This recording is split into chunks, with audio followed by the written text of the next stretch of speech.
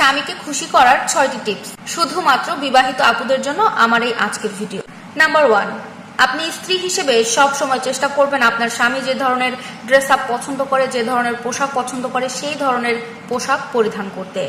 আপনার স্বামী যে পোশাক পছন্দ করবে সেই পোশাকটা আপনি রাতে পরে থাকুন। স্বামীকে খুশি করার জন্য, স্বামীর মনটা ভালো করার জন্য নিজেকে নতুন ভাবে, নতুন নতুন উপায়ে সবসময় আলাদা করে যত্ন নিয়ে নিজেকে সাজিয়ে রাখুন। এতে করে আপনার স্বামী অবশ্যই আপনার প্রতি দুর্বল হবে এবং আপনার জন্য খুশি হয়ে যাবে। নাম্বার 2, রাত্রে কখনো স্বামী বাসায় ফেরার আগে আপনি ঘুমাতে যাবেন না। এমন অনেক স্ত্রী আছে যারা স্বামীদের অতটা তোয়াক্কা করে না, কখন অফিস থেকে ফিরলো কি ফিরলো না খুব একটা যায় আসে না।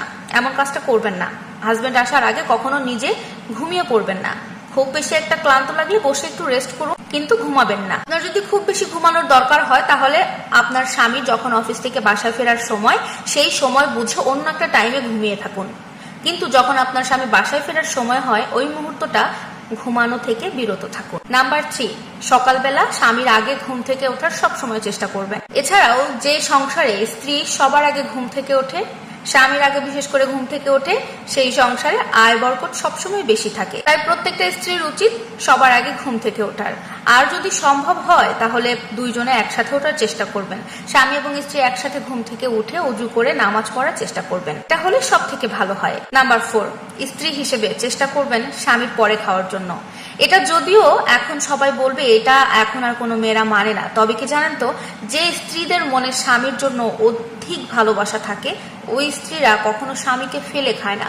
হয় স্বামীর সাথে খায়, আর না হলে স্বামীকে আগে খাইয়ে পরে খায়। এটা আপনারা মানুন বা না মানুন, এটা কিন্তু ভালোবাসা প্রকাশের একটা মাধ্যম। হ্যাঁ, আপনি আলাদা খেতে পারেন যখন আপনার হাজবেন্ড কাজের জন্য বাইরে থাকছে, কিন্তু ছুটির দিন শুক্রবার অন্তত হাজবেন্ড ওয়াইফ একসাথে বসে খাবার খান, কিংবা তাকে আগে খাইয়ে আপনি পরে খান।